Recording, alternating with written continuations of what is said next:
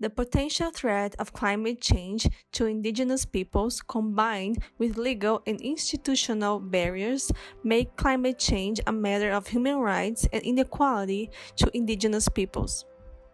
Indigenous people face the direct consequences of climate change given their close relationship with the environment and its resources. Climate change aggravates the difficulties faced by them, for example, with loss of land, human rights violations, and unemployment. Climate change poses threats to the survival of indigenous communities around the globe. Indigenous people are vital to the many ecosystems and can help enhance the resilience of these ecosystems. In that sense, they can interpret and react to the impacts of climate change in creative ways by using traditional knowledge and other technologies to find solutions that may help society to cope with impending environmental changes. Indigenous-led conservation supports and embraces indigenous knowledge, sovereignty, and governance while focusing on the specific needs of local communities and nations. After all, these communities are the experts who've been taking care of these lands and waters since time immemorial. Their leadership is essential to conserve wildlife and habitat, as well as advancing reconciliation, ensuring economic stability, food security, and a path for a sustainable future.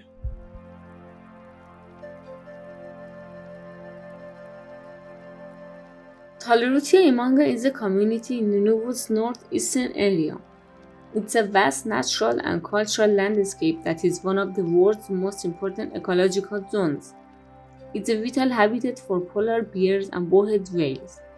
It's a spot rich in culture and wildlife for the Inuit who live in the area. Tularutia Imanga will be the Arctic's largest and one of the world's largest marine protected areas. The signing of an Inuit Impact and Benefit Agreement (IIBA) between the Government of Canada and the Chickiknaki Inuit Association (QIA) is essential for the final formation of the National Marine Conservation Area (NMCA). Tularutia Imanga National Marine Conservation Area covers around 108,000 square kilometers, or about 1.9% of Canada's total marine area. Parks Canada and QIA will now begin operationalizing the site following the signing of the IIBA. The government will then introduce legislation in a future parliament to formally protect the region under the Canada National Marine Conservation Areas Act, which will be the final stage in the establishment process. The following are some of the ecological and social benefits that this NMCA will provide. Preserving the Tularutia Imanga marine ecosystem's unique biodiversity and biologically processes and life support systems, preserving the Inuit way of life and customs through safeguarding the sea environment and food sources for marine wildlife, allowing all operations inside the NMCA to be handled in a more ecologically comprehensive manner, including fisheries and marine transportation, and finally, allowing visitors to get a sense of the surroundings and appreciate it.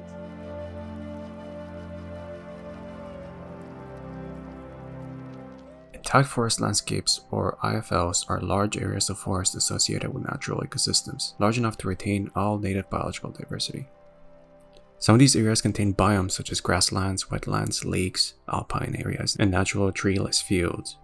The global intact forest landscapes consist of 23% of global forest. Indigenous peoples advocated for over 38 kilometers squared of land across 87 countries, which is approximately 36% of land.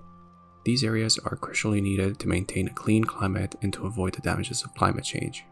As of today, more than 600 indigenous communities live in the boreal regions.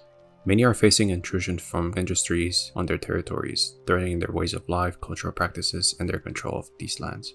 The indigenous communities are fighting for the protection of the boreal forest, contributing with models for sustainable economic development such as land use plans, boreal caribou management, and creating biodiversity by planting domestic and wild species in gardens.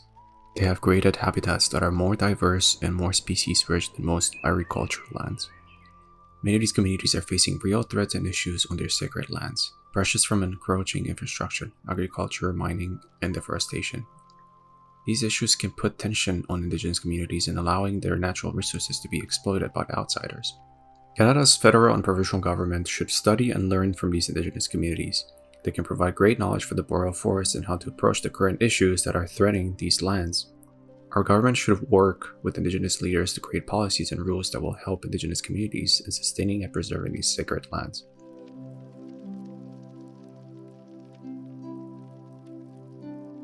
The Government of Canada has built a program which provides Indigenous people with greater opportunity to exercise responsibility in stewardships of their traditional lands, water, and ice. In this program, the government funds a range of activities, including research and collections of Indigenous traditional knowledge, trainings and educations, surveys, inventory and monitoring, conservations and species management, species protections and threat abatement, habitat and ecosystem service improvement. What does it mean to be an Indigenous Guardian? Indigenous Guardians are the eyes and ears of their territories. They are men and women who are using Indigenous knowledge and practice blend with Western science to monitor and steward their traditional lands and water across Canada. Their roles and responsibility are unique in each community. They are on boats patrolling for illegal activities, in rivers conducting fish counts, and in forests educating hunters and campers. They collect data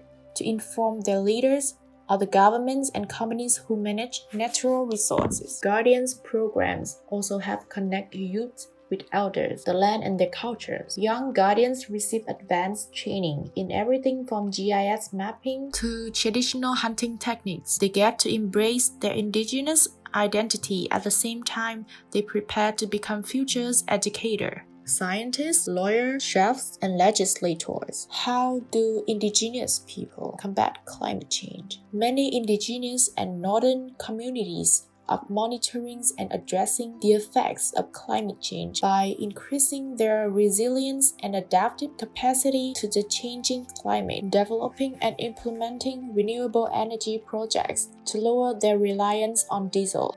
How is the ecosystem of land managed by Indigenous people healthier and more biodiverse? A study that was published in Environmental Science and Policies, research on land and species data in Australia, Brazil, and Canada, and found that the total number of birds, mammals, amphibians, and reptiles were at highs or higher on lands managed or co-managed by Indigenous communities than in government-protected areas like parks. Why the study doesn't theorize as to why biodiversity is so strong on Indigenous managed or co-managed lands. Richard Suster, adjunct professor at the University of Northern British Columbia, who co-authored the study, believes it has to do with sustainable ways of living that have been developed over thousands of years.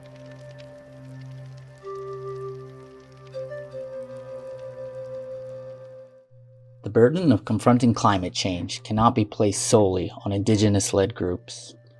Although Indigenous ecological knowledge and Indigenous science can provide a pathway to recovery, it is up to all people to follow the course. One group who recognizes the ability of Indigenous-led conservation to maximize sustainability is Nature United. This is the Canadian affiliate of the world's largest conservation organization. The goal of the group is to create solutions for people and nature by building partnerships to protect land and waters to ensure that nature is the foundation of healthy communities, economies, and future opportunities. Nature United is a non-Indigenous group. However, they believe strongly that the increased authority of Indigenous peoples to be the stewards of their lands and waters will result in lasting solutions for all people and nature over time. Nature United works in partnership to support Indigenous-led conservation. The group's dedication to Indigenous-led conservation is informed by the facts that Indigenous peoples are the original inhabitants and stewards of what we now call Canada, and as such have generations of knowledge and experience managing their territories, and that the inherent rights and responsibilities of Indigenous peoples are inextricably linked to the issues surrounding lands and waters. The involvement of Indigenous peoples in the management of lands and waters is explicitly recognized and mandated in Canadian laws and commitments, and thus Nature United believes that Indigenous groups are integral in the fight against climate change. Nature United also recognizes the scientific evidence that place-based people can and do manage resources more sustainably than other actors, especially if they have the ability to make, monitor, and enforce their own rules. An example of Nature United's work with Indigenous groups is the successful partnership with the Lutsulke First Nation to establish Thi Yen Linh Tran, one of Canada's largest protected areas, approximately 6.5 million acres in the Northwest Territories. Thi Yen Linh Tran is the heart of the homeland and sacred place of the Lutsulke, who rely on its lands and waters for their livelihoods and well-being. Thanks to a precedent-setting approach, Thi Yen Linh Tran is co-governed by the Lutsulke First Nation along with federal and provincial governments. Groups like Nature United recognize and seek to understand past wrongs, and by trying to create partnerships and pathways moving forward, hope to play an important role in reconciliation.